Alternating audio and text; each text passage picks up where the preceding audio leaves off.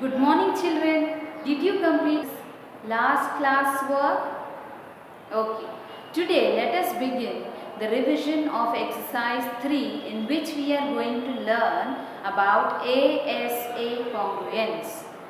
If two angles and the included side of one triangle is equal to the corresponding angles and the included side of another triangle, we can say that two triangles are congruent to each other.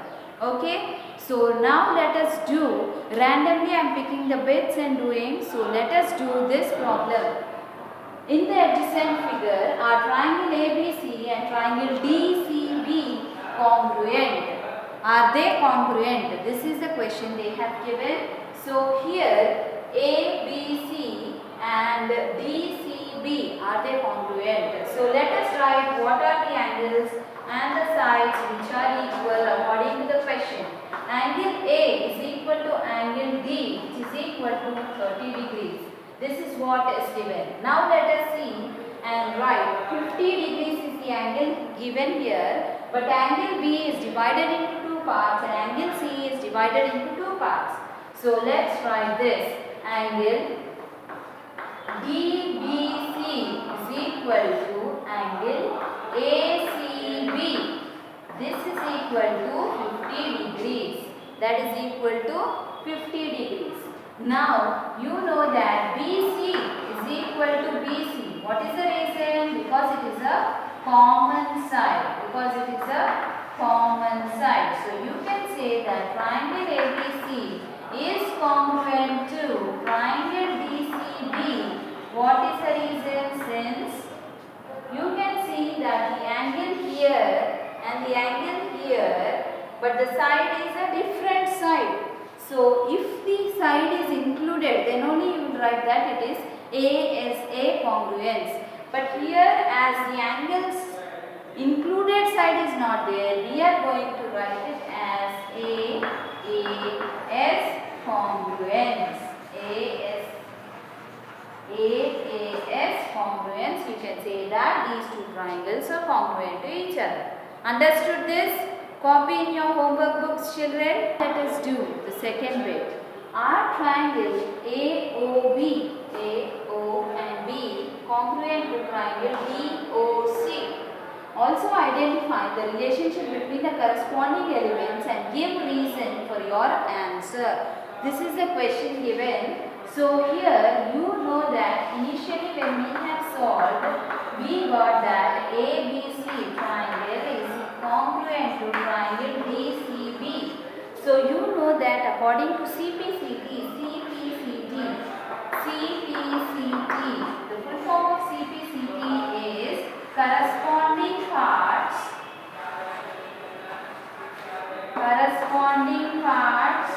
of congruent triangles. Corresponding parts of congruent triangles. Corresponding parts of congruent triangle. Okay. So according to that, when we take these two, we know that these sides will be equal. That is, AB will be equal to CD. AB is equal to DC. AB is equal to DC because of CPCT. Because of CPCT. Now you can tell that these two sides are equal and angle A and angle D are equal. That is, you know already. Angle A is equal to angle D, which is equal to 30 degrees. And here you can see that the angle formed here, these two angles which are formed, they are vertically opposite angles. In the previous chapters, we have learned that vertically opposite angles will be equal to each other. So now you can write that angle AOB is equal to angle DOC. And what is the reason? Vertically opposite angles. Vertically opposite angles. Vertically opposite angles.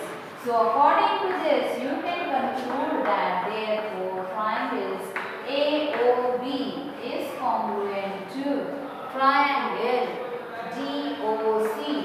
Triangle DOC. And which criteria are we using here?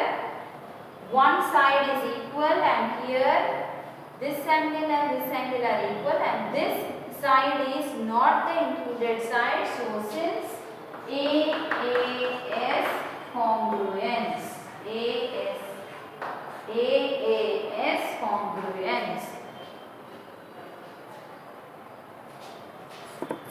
So since ASA congruence, you know that the triangles are equal to each other. Understood this?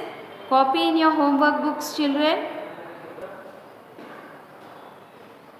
In the exercise they have given bits like this. We have to find out are the triangles congruent and on which criteria we can say that these triangles are congruent. In this 4 bits are there from which I have selected 2, but you have to do the remaining 2 as homework. Okay, so now let us look at the figure and write which angles are equal. You can see that angle D is divided into 2 parts and angle B is divided into 2 parts. Whenever an angle is having 2 parts, I told you that you have to write the angle as a combination of vertices. So now let's begin. So this angle is AGB, which is equal to angle CBD. Both of them is equal to 30 degrees. Then you have angle ABD, which is equal to angle CDB. Both of them is equal to 20 degrees. And you know that BD is equal to BD. What is the reason? Because it is a common side. It is a common side. So you know that triangle ABD is equal to angle CDB. Both of them are congruent to each other since you can see that the angles are here and the included side is equal. So as ASA congruence, according to ASA congruence, you can say that these two triangles are congruent to each other. Congruent to each other. Now let's do the second bit in this. So here you can see that these two angles are equal and angle A is equal to angle D, which is equal to 60 degrees. Then you have AOB is equal to angle COD. Both of them are equal according to the picture it is given. Then you have that AB is equal to CD, which is equal to 5.5 centimeters. So you can see that the angles are there and the side is not the included side. So you can say that the triangles AOB is congruent to triangle COD since which criteria? AAS congruence. AAS congruence. You can say that the triangles are congruent to each other. Understood this? Copy in your homework books, children. So in exercise 4, let us do fourth problem. In triangle ABC, angle A is equal to 30 degrees, angle B is equal to 40 degrees and angle C is equal to 110 degrees.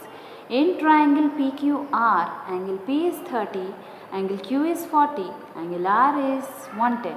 A student says that both the triangles are congruent by AAA congruence criteria.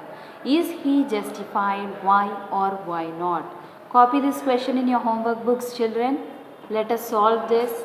To solve this, let us draw the figures. So initially I have taken the base as CA and I have drawn the angles. Mark the angles and join this.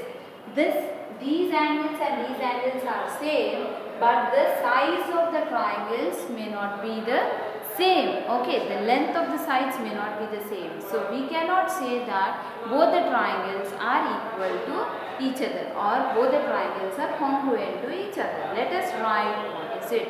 All the three angles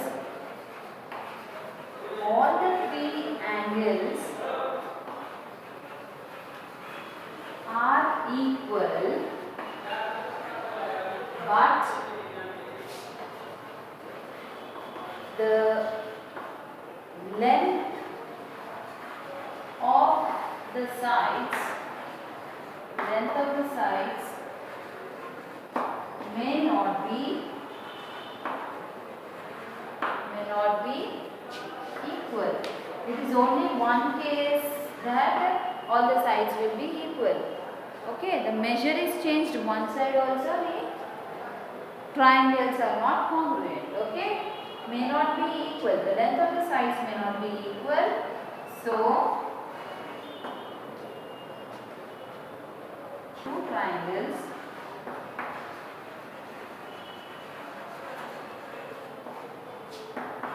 cannot be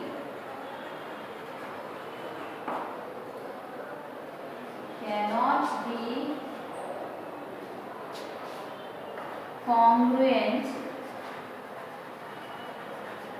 according to